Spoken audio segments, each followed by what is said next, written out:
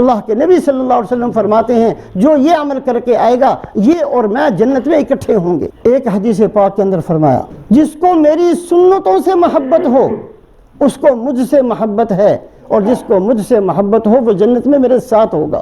آج کا دور ایسا بیہودہ اور ایسے فضول قسم کے ہمارے خیالات بن گئے کہ سنت کی کوئی اہمیت نہیں ہے ہمارے نزدیک۔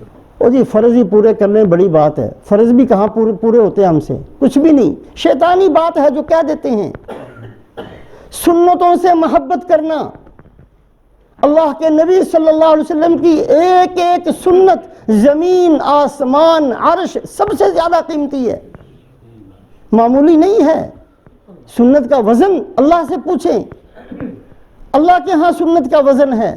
جو بات رسول پاک علیہ السلام نے فرما دی، جو طریقہ رسول پاک علیہ السلام نے اختیار فرما لیا، جو شکل و صورت رسول پاک علیہ السلام نے بتا دی، جو لباس رسول پاک علیہ السلام نے بتا دیا، ایک ایک چیز کی قدر و قیمت اللہ کے نزدیک زمین و آسمان سے زیادہ ہے۔ من احب سنتی فقد احبنی ومن احبنی کان معی فی الجنہ، جس نے میری سنتوں سے محبت کی وہ دلیل ہے میری محبت کہ اس کے اندر موجود ہے، اور جس کو مجھ سے محبت ہے وہ جنت میں میرا ساتھی ہوگا۔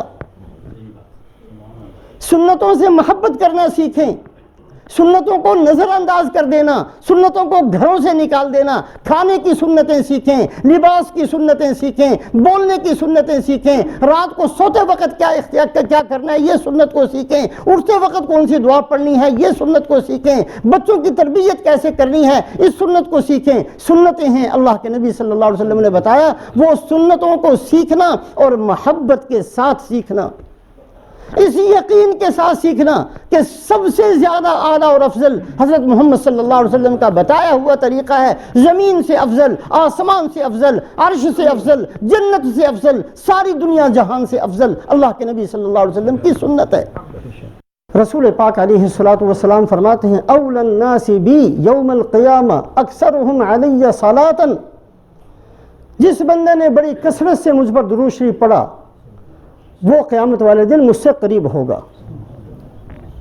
اللہ کے نیک بندے بڑے اہتمام سے درود شریف پڑھتے رہے۔ رسول پاک علیہ السلام کے احسانات کو یاد کرنا، میرے لیے آپ صلی اللہ علیہ وسلم راتوں کو جاگے ہیں، یقیناً ہمارے لیے جاگے ہیں۔ رسول پاک علیہ السلام کے گھر میں فاقے ہماری وجہ سے آئے ہیں۔ اللہ نے تو کہا تھا کہیں تو سونے کے پہاڑ بنا دیے جائیں۔ اپنی امت کے غم کے اندر آپ صلی اللہ علیہ وسلم نے ہر تکلیف کو برداشت کیا ہے۔ آپ کے احسانات کو یاد کر کے اور پھر یہ سوچ کر کہ میں تو بدلہ نہیں دے سکتا، اللہم صلی علی سیدنا محمد، اے اللہ آپ ہی حضرت محمد صلی اللہ علیہ وسلم کو اپنی شان کے مطابق بدلہ نصیب فرما۔ جو ایک دفعہ درود شریف پڑھتا ہے 10 نیکیاں ملتی ہیں، 10 گناہ معاف ہوتے ہیں، 10 درجات بلند ہوتے ہیں۔ علامہ جزولی رحمۃ اللہ علیہ دلائل الخیرات لکھی ہے اور بہترین الفاظ کے ساتھ رسول پاک علیہ السلام پر درود شریف لکھا۔ فرماتے ہیں کہ ایک دفعہ سفر میں تھا، نماز کا وقت تنگ ہو گیا، کنواں ہے، پانی ہے لیکن ڈول اور رسی نہیں ہے، وضو کیسے کریں؟ پریشان ادھر ادھر دیکھ رہے ہیں، کہیں سے رسی مل جائے، کہیں سے ڈول مل جائے، پانی نکال لوں، وضو کر لوں، نماز پڑھ لوں۔ ایک چھوٹی سی بچی آئی اور آ کر اس نے کنویں میں جھانکا، پانی اوپر آ گیا۔ اس نے جو اس کو چاہیے تھا اتنا پانی لیا اور چلی گئی۔ کہا میں دیکھ کر حیران ہو گیا کہ میں یہاں کھڑا ہوں، میرے لیے تو پانی اوپر آیا نہیں، اس بچی کا کیا عمل ہے؟ جا کر پوچھا بیٹا کرتی کیا ہو؟ تو کہا میں بہت کثرت سے بڑی محبت کے ساتھ درود شریف پڑھتی ہوں۔ علامہ جزولی فرماتے ہیں میری زندگی بدل گئی۔ وہیں سے انہوں نے پھر دلائل الخیرات لکھی، بڑی بہترین الفاظ سے رسول پاک علیہ السلام پر درود شریف لکھا، اور پھر جب ان کا انتقال ہوا 77 سال کے بعد ان کی قبر کھل گئی، ان کا جسم ایسے ہی تھا جیسے آج دفن کیا گیا۔